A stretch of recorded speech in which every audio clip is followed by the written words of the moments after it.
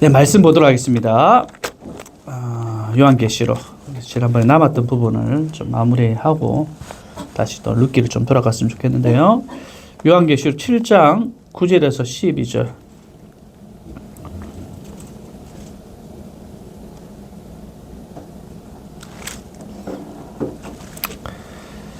구장 7장 9절에서 17절까지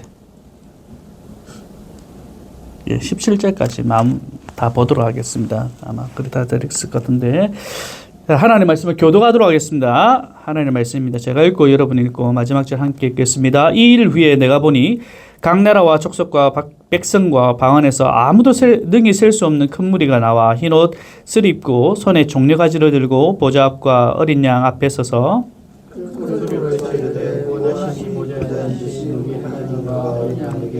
모든 천사가 보좌와 장로들과 네 생물의 주위에 서 있다가 보좌 앞에 엎드려 얼굴을 대고 하나님께 경배하여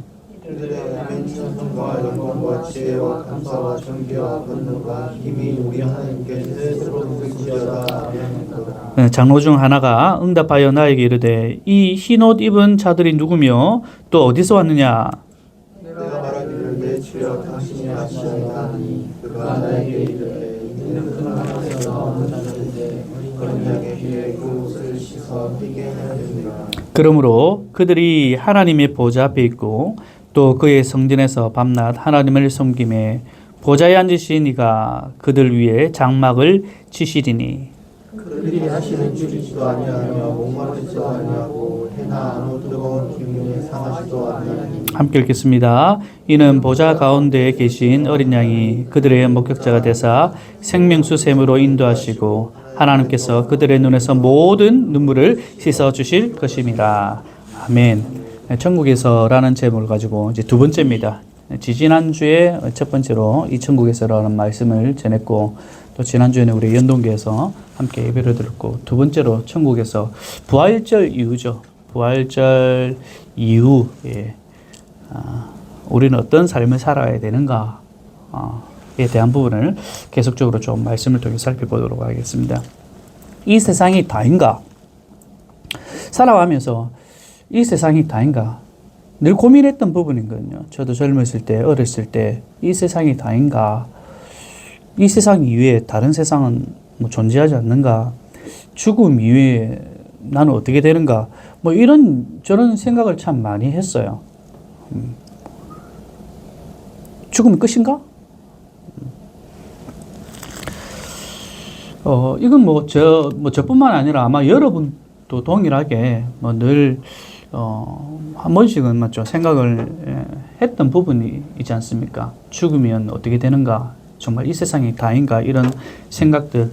이것이 우리만 고민한 것이 아니라 역사 가운데 살펴보면요. 모든 인류가 늘 고민했던 것 같아요. 이 죽음 이후의 삶. 죽고 난 다음에 나는 어떻게 되는가? 이것은 모든 인류.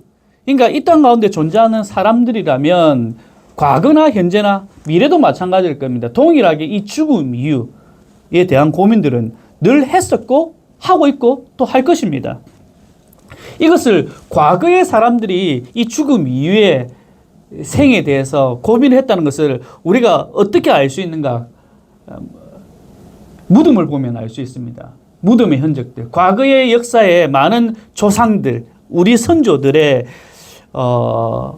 종교를 떠나고 모든 인류가 이런 사후 세계에 대한 고민을 했다는 그 흔적들을 어디서 우리는 볼 수가 있는가? 많은 문헌들을 통해서도 알 수 있지만은 특별히 무덤을 보면요, 과거의 사람들도 동일하게 사후에 대한 부분도 굉장히 고민을 했고 굉장히 상상을 했다는 것을 알 수가 있죠. 며칠 전에 이제 어떤 다큐멘터리를 보다가 우리나라 이제 고조선 그다음에 고구려 이런 역사를 보다가요. 고구려에 대한 무덤에 대한 부분들을 이렇게 나오는 다큐멘터리가 있더라고요. 그것을 보니까 고구려가 이 남해 아니지 않습니까? 저 북쪽이지 않습니까? 평양 이후로 그쪽이 이제 고구려 땅이지 않습니까? 고구려 땅에서 발견되는 그 무덤을 살펴보니까, 물론 밑에도 마찬가지겠지만은, 그 안에 그 벽화가 이제 그려져 있더라고요. 그 벽화 가운데 보니까 죽음 이후에 어떻게 살아가야 될 것인가에 대한 그림들을 막 그려놓은 게 있더라고요. 그래서 모든 인류, 뭐 우리나라뿐만 아니라 다른 나라도 마찬가지예요. 그 무덤을 보면 그런 그림이 이제 있고, 또한 그 당시에 보니까 본인이 죽으면 자기만 죽는 것이 아니라 생매장되죠. 자기가 함께 거느렸던 그 신하들도 함께 죽지 않습니까? 그럼 웬 황당한 일인지 모르겠어. 왜 그렇게 했을까요? 그 생매장할 뿐만 아니라 또 자기가 쓰는 도구라든지 모든 기물들, 뭐 밥그릇, 숟가락까지 다 그 무덤 안에 넣습니다. 왜 그랬을까요? 죽어서 그걸 또 쓰기 위한 어떤 그런 생각들이 그들 가운데 내재해 있던 거죠. 그 신하들도 함께 죽었던 이유가 뭡니까? 자기가 지금 살아가면서 누렸던 그 영광을 죽어서도 또한 누리고자 하는 그런 마음들이, 그러니까 사후 세계가 분명하게 있다는 사실을 이전의 사람들 또한 우리나라뿐만 아니라 온 인류가 그렇게 생각을 했습니다. 죽음 이후 끝이 아니다라는 사상들은 누구나 가지고 있죠. 그러면 죽음 이후 끝이 아니라는 것은 분명한데, 근데 우리가 무엇을 믿는가에 따라서 그곳이 어디인가, 어떻게 되어지는가는 좀 달라지는 것 같습니다. 그 모양은 사뭇 다 다르지 않습니까? 자, 그렇다면 우리는 여러 다양한 양태들이 나타나는 죽음 이후의 삶, 죽음 이후의 어떤 것들에 대해서 어떤 종교를 가지고 있고, 또 어떤 사상을 가지고 있고, 또 어떤 흐름에 따라서 그 모양은, 양태는 좀 달라지는데, 그렇다면 그 가운데 진리는 무엇인가죠? 무엇이 정말 진리인가? 어떤 것이 정말 바른 것인가에 대한 부분이 우리는 늘 또 고민하게 되지 않습니까? 여기서 저는 경험이 중요하다고 생각합니다. 무슨 말이냐면요, 우리가 이제 포스트 코로나 시대라 하지 않습니까? 코로나 시대를 우리가 거쳐왔지 않습니까? 코로나 때 여러분 다 기억하잖아요. 굉장히 좀 끔찍했고, 모이기도 좀 힘들었고, 또 사람과의 어떤 접촉도 굉장히 힘들었고, 왜 그랬을까요? 그냥 일반적인 감기가 아니란 사실을 우리가 좀 알았지 않습니까? 코로나에 걸리면 굉장히 좀 힘들다는 거. 보통 일반적인 어떤 질병보다 좀 힘들다는 것을 주변에 코로나로 걸린 그 사람들을 경험을 통해서 우리가 봐왔지 않습니까? 그래서 코로나 걸리면 안 되겠다 싶어서 여러분 뭐 했습니까? 주구장창 약국 뛰어다녔지 않습니까? 저는 그런 거 정말 살아가면서 이런 것까지 해야 되나? 약국 앱을 찾아보면서 이곳에 마스크 10장 남았다 하더라. 그러면 주일날 아침에 뛰어가서 마스크를 사오는, 혹시 그런 경험들 하지 않았습니까? 마스크 뭐 대량으로, 맞죠? 뭐 한 박스가 아니라 뭐 몇 박스씩 정말 사오고, 이런 희한한 일들을 우리가 경험했지 않습니까? 왜 그렇습니까? 코로나가 일반적인 어떤 바이러스보다 좀 더 강하다는 것을 우리 모두가 경험했기 때문에 경험이 굉장히 중요하다는 겁니다. 제가 거두절미하고 다른 종교에서 다른 어떤 사상을 가진 어떤 사후 세계에 대한 부분은 비진리임을 저는 확신합니다. 왜냐하면요, 성경은요, 어떤 것을 논하거나 증명해서 우리에게 말씀하는 것이 아니라 삼위 하나님의 경험입니다. 삼위 하나님의 의지, 삼위 하나님이 하나님의 백성들을 향한 어떤 결정체를 우리에게 말씀해 주고 있다는 것. 어떤 것을 논하고 증명하는 것이 성경이 아니라 바로 삼위 하나님이 우리를 향하신 하나님의 경험입니다. 경륜입니다. 그것을 우리에게 말씀해 주고 있다는 겁니다. 어떤 사상을 우리에게 전하는 것이 아니라 경험을 우리에게 말씀해 주고 있습니다. 그 가운데 죽음도 포함되어 있다는 겁니다. 그냥 죽음 위에 어떤 것이 있다는 것을 1, 2, 3, 4, 뭐 하나, 둘, 셋, 넷, 하나 뭐 이렇게 증명해 나가는 것이 아니라 이 죽음 또한 하나님의 경험을 우리에게 말씀해 주고 있기 때문에 우리는 그것을 받아들이는 거예요. 바로 예수님이죠. 예수님의 죽으심과 부활이라는 겁니다. 죽음으로 끝난 것이 아니라 완전한 죽음 이후에 성경에는 예수님께서 장사되었다고 말씀하시거든요. 단순하게 숨이 깔깍깔깍깔깍 넘어가다가 살살 죽은 척 하다가 살아나신 것이 아니라 살짝 기절해가지고 살아나신 것이 아니라 성경에서는 예수님이 장사되셨다는 표현을 쓰고 있습니다. 장사가 되면 뭡니까? 완전한 죽으심을 의미하거든요.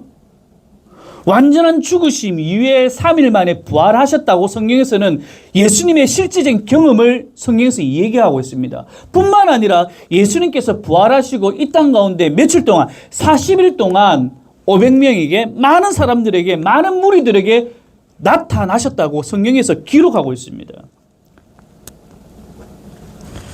예수님이 죽으시고 다시 살아나셨음을 어떻게 증명했는가? 실질적인 경험입니다. 하나님의 경륜입니다. 그것을 본 자들이 믿었을까요? 안 믿었을까요? 여러분, 예수님의 제자들이 실질적으로 예수님께서 십자가에 달려 돌아가시고 성경에서 뭐라고 기록되어 있냐면 다 뿔뿔이 흩어졌다고 되어 있습니다. 예수님이 죽었으니까. 아, 내가 지금까지 잘못 믿어왔어. 맞잖아요. 예수님께서 수많은 기적을 일으켰습니다. 예수님께서 가는 곳곳마다 많은 사람들이 모였어요. 좋았어요. 그건 뭡니까? 예수님이 살아계실 때거든요. 예수님이 살아계실 때 멀쩡하시니까 멀쩡하신 분이 뭔가 수많은 기적을 일으키니까 사람들이 많이 왔어요. 많은 무리들이 함께 했습니다.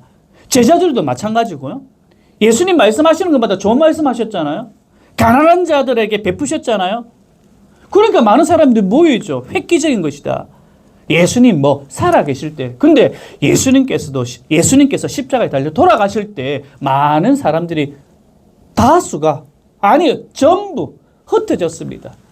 예수님께서 가장 가까이 하던 그 12 제자들 또한 예수님께서 죽으시니까 별 볼 일 없네요. 다 흩어졌다고 성경에서 기록하고 있습니다.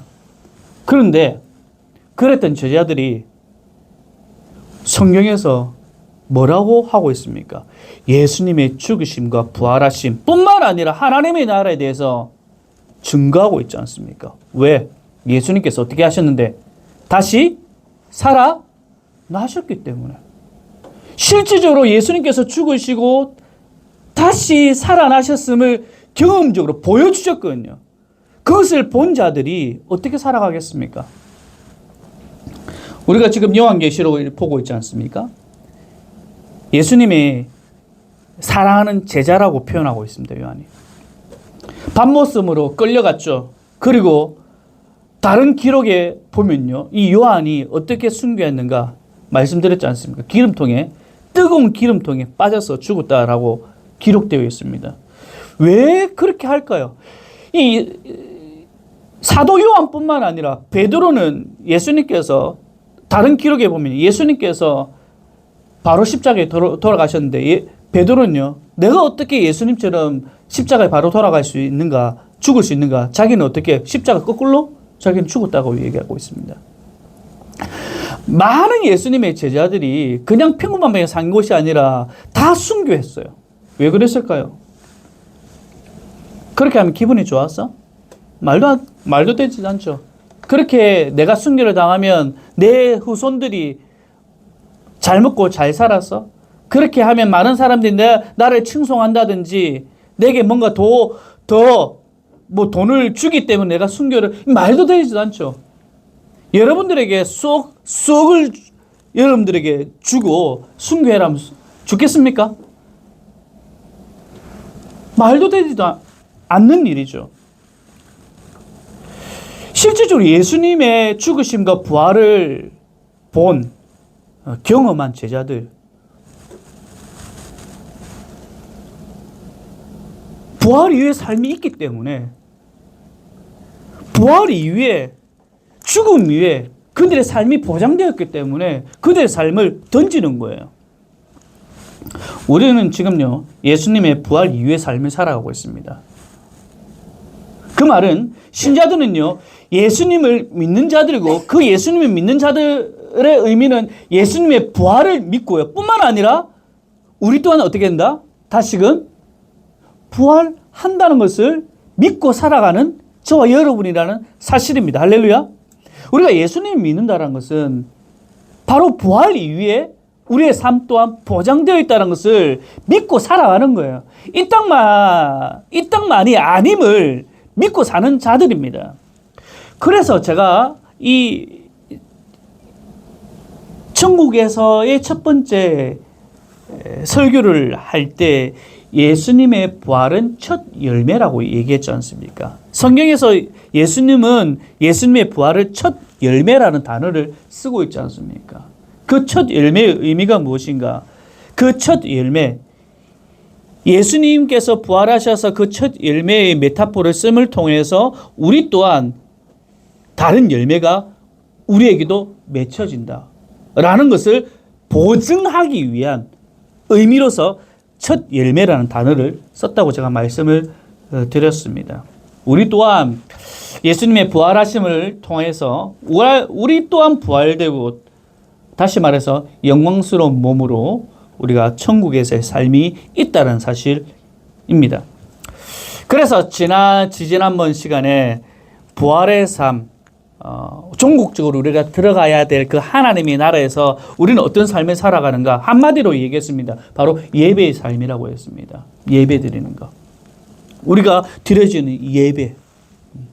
어떤 한 사람의 리더자가 이끌어 가는 예배가 아니라 모두가 함께 드려지는 그 예배의 삶이 우리가 부활 이후 종국적으로 누려지는 삶이라는 사실을 제가 말씀을 드렸습니다. 자, 거기까지가 12절까지의 말씀이고 이제 13절 말씀을 좀 보도록 하겠습니다.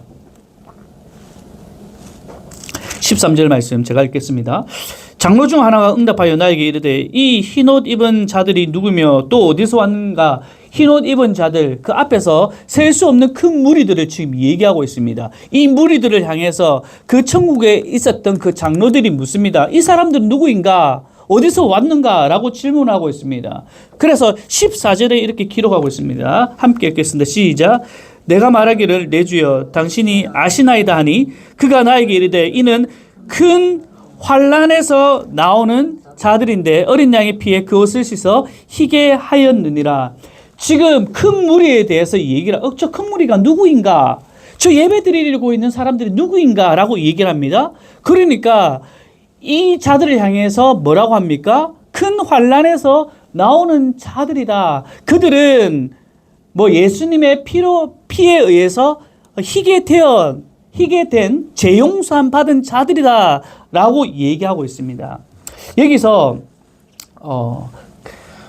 큰 환란에서 나오는 자들입니다 라는 의미는 두 가지 의미로 보일 수가 있습니다. 한 가지는 누구인가? 한 가지는 어떤 자들인가? 최종적으로 종말 직전에 예수님께서 재림하실 때 그때 종말 직전에 올라오는 그 사람들. 무슨 말인지 알겠어요? 첫 번째, 그 흰옷 입은 사람들을 어떤 사람인가? 예수님의 재림 때 그때 올라오는 그 사람들을 향해서 하는 말. 그리고 또 한 가지 더 어떤 의미가 있냐면요. 여기서 사도 요한이 오는 자들이라고 표현하고 있는데요. 큰 환란에서 나오는 자들, 오는 자들이라는 표현을 쓰고 있는데 이 헬라어로 보면요. 에르코메노이라는 단어를 쓰고 있는데 이 단어가 보면요. 과거형이 아니라 현재 분사형을 쓰고 있습니다. 이게 무슨 말이냐면요.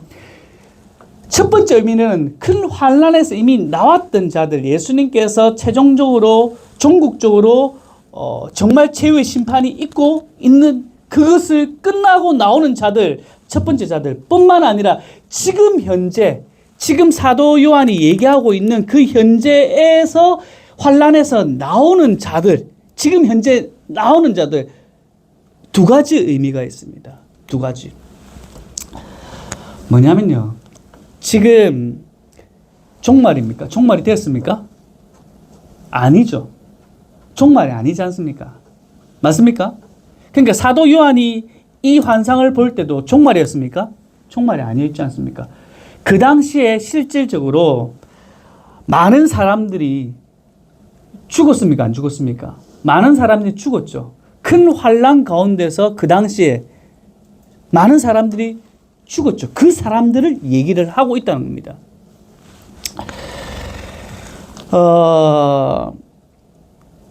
여러분 잘 아시다시피 요한계시록이 쓰였던 이 당시 보면요, 네로 황제 때부터 쭉 쓰여졌는데, 네로 황제 때 여러분 뭐 기독교인들이 얼마나 핍박을 받는지 여러분 뭐 잘 알지 않습니까? 뿐만 아니라 네로 황제 이후에 요한계시록 정말 실제로 쓰였던 이 당시 도미티아누스 황제 때, 그때는 어마무시하게 기독교인들이 예수 믿는 것 때문에 어마무시하게 핍박을 당했고 죽임을 당했습니다. 그 환난 받았던 자들이 흰옷 입은 자들이다 라고 얘기를 하고 있는 거죠. 그리고 그 이후에 3세기에 보면요, 교회 지도자들이 체포되어집니다. 교회 지도자들이. 또한 그 이후에 4세기에는요, 디오클레티아누스라는 그 황제 때요, 교회 건물이 이제 파괴되어지고요, 성경이 압수되어지고 성경을 소각하게 되어지고, 예수 믿는 사람들이 직업을 갖고 있다면 그 사람들 직업을 다 박탈시켜 버립니다. 언제까지? 313년 콘스탄티누스의 그 밀라노 칙령, 기독교를 공인하기 전까지 예수 믿는 것 때문에 많은 사람들이 핍박을 당하죠. 그러니까 여기서 큰 환난에서 당해서 오는 자들, 그러니까 종국적으로 하나님의 나라에 올라갈 그 백성뿐만 아니라 지금 현재도 이 당시에도 핍박받는 자들이 하늘로 올라간다는 겁니다. 자, 그런데 이걸로서 끝나는 것이 아니지 않습니까? 그렇게 환난을 당하고 고난을 당하고 그 사람들이 이후의 삶이 어떻는가에 대해서 요한계시록은 얘기를 하고 있지 않습니까? 그것이 15절입니다. 읽겠습니다. 시작. 하나님의 보좌 앞에 있고 또 그의 성전에서 밤낮 하나님을 섬기매 보좌에 앉으신 이가 그들 위에 장막을 치시니. 그러니까 수많은 고난과 환난과 이 당시에 사도 요한이 있었던 이 당시 때도 수많은 사람들이 고난과 환난과 어려움과 순교하고 있지 않습니까? 그런 사람들이 하늘로 올라가서 천국에 올라가서 그들의 삶이 어떻는가에 대해서 지금 하나님께서 사도 요한을 통해서 계시로 보여주고 있는 거죠. 똑같이 그들 하나님의 나라에 가서 핍박받고 고난받고 슬픔이 있고 그것이 아니라는 겁니다.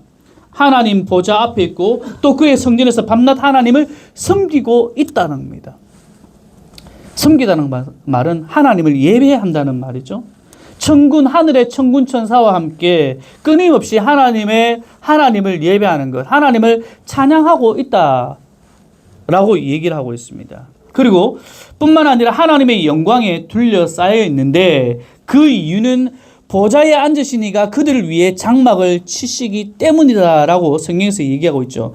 여기서 장막을 치다는 말은 영어 성경으로 드웨일이란 다른 장막 텐트를 치다라는 다른 단어를 쓰지만은 특별히 여기서는요, 장막을 치다 드웰이라는 그 단어를 쓰고 있는데 왜 이 단어를 쓰는가? 이 단어는요, 주구장창 어떨 때 쓰고 있는가? 하나님이 하나님의 백성들과 함께 거주할 때, 하나님과 함께 살 때 이 단어를 씁니다. 그러니까 하나님의 백성들이 천국에 가서 하나님과 함께 산다라는 그런 의미를 부여할 때 이 단어를 쓰는 거죠. 그러니까 우리가 하나님의 나라에 가서 하나님과 영원히 함께 산다는 것을 의미하고 있습니다. 이 표현을 출애굽기 40장 34절에서 38절에 이렇게 기록하고 있습니다. 제가 읽어드리겠습니다. 구름이 회막에 덮이고 여호와의 영광이 성막에 충만하며 모세가 회막에 들어갈 수 없었으니 이는 구름이 회막 위에 덮이고 여호와의 영광이 어디에요? 성막에 충만함이었으며, 그 성막이라는 단어를 쓸 때 성막, 바로 하나님이 거하시는 것, 하나님의 임재를 말씀하는 거죠. 구름이 성막 위에 떠오를 때는 이스라엘 자손이 그 모든 행진하는 길에 앞으로 나갔고, 구름이 떠오르지 않을 때는 떠오르는 날까지 나아가지 아니하였으며, 낮에는 여호와의 구름이 성막 위에 있고 밤에는 불이 그 구름 가운데 있음을 이스라엘의 온 족속이 그 모든 행진하는 길에서 그들의 눈으로 보았더라. 하나님의 임재가 어디에? 장막에 있다라는 것을 말씀해 주고 있죠. 이 의미를 이미 구약에서 사용되었고 이 의미를 이미 신약에 살아가는 사람들이 알았던 거죠. 그 장막의 의미가 무엇인가? 하나님과 함께하는 거, 하나님의 임재. 이 지금 왜 이렇게 얘기를 하고 있는가? 우리가 당하고 있는 고난, 어려움, 시련, 순교, 이 모든 상황이 우리 가운데 지금 측면에 있고 어렵다 할지라도 종목적으로 우리는 뭐 어떻게 된다? 하나님과 함께할 하나님의 백성이라는 사실을 말씀해 주고 있다는 겁니다. 이것이 그냥 사도 요한의 말이 아니라 예수님께서 계시된 말씀, 그게 우리는 위로를 받는다는 겁니다. 자, 그리고 세 번째로 모든 해로부터 지키고 또한 그들의 가장 필요한 것을 채워 주실 것이다. 우리가 하나님의 나라에 들어가면 우리가 하나님을 예배하고 하나님이 우리가 늘 함께 거하시고 뿐만 아니라 모든 해로부터 우리를 지키시고 보호하시고 모든 것들을 필요를 채워 주신다는 라는 사실입니다. 어디가 하나님 나라가. 그것이 16절 17절에서 얘기하고 있습니다. 함께 읽겠습니다. 시작. 그들이 다시는 줄이지도 아니하며 목마르지도 아니하고 해나 아무 뜨거운 기운에 상하지도 아니하리니 이는 보좌 가운데 계신 어린 양이 그들의 목자가 되사 생명수 샘으로 인도하시고 하나님께서 그들의 눈에서 모든 눈물을 지금 그 사도 요한이 이 표현은요. 지금 현재 뭐 새로 나온 표현이 아니라 이 표현 또한 성경을 잘 알았던 신약 시대의 성경이라는 것은 구약 성경을 얘기하고 있지 않습니까? 그 구약에 나타나 있는 그 하나님의 나라에 대한 부분들을 다시금 인용해서 쓰고 있는 말씀입니다. 이사야서 49장 10절의 말씀입니다. 읽겠습니다. 시작. 그들이 줄이거나 목마르지 아니할 것이며 더위와 볕이 그들을 긍휼히 여기는 이가 그들을 이끌되 샘물 근으로 이 이사야 40장의 말씀은요. 이스라엘 백성들이 바벨론 포로에서 70년 동안 살면서 다시금 회복될 것이라는 이 의미의 말씀입니다. 이 말씀을 동일하게 사도 요한이 지금 종국적으로 우리가 가야 할 그 하나님의 나라에 대한 부분들을 설명하면서 이 부분을 들어서 인용해서 쓰고 있습니다. 우리가 가야 될 그 하나님의 나라, 결국 회복의 장소라는 것을 얘기를 하고 있죠. 뿐만 아니라 시편 23편 1절 1절 여러분 잘 아시는 말씀. 여호와는 나의 목자시니 내게 부족함이 없으리로다. 그가 나를 푸른 풀밭에 누이시며 실만한 물가로 인도하시는도다.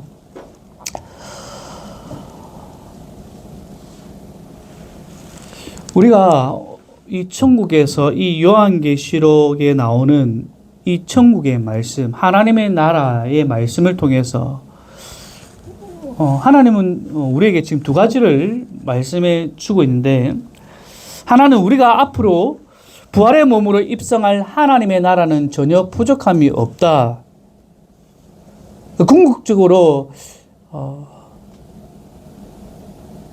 만족한 장소, 뭐 이것도 굉장히 좀 표현이 좀 부족하죠. 안 가봐서 모르겠지만은 일단 오늘 성경에서 얘기하고 있는 상함이 없는 거, 해함이 없는 거, 여기에 대한 소망을 가지고 살아가는 겁니다. 그리스도인이면.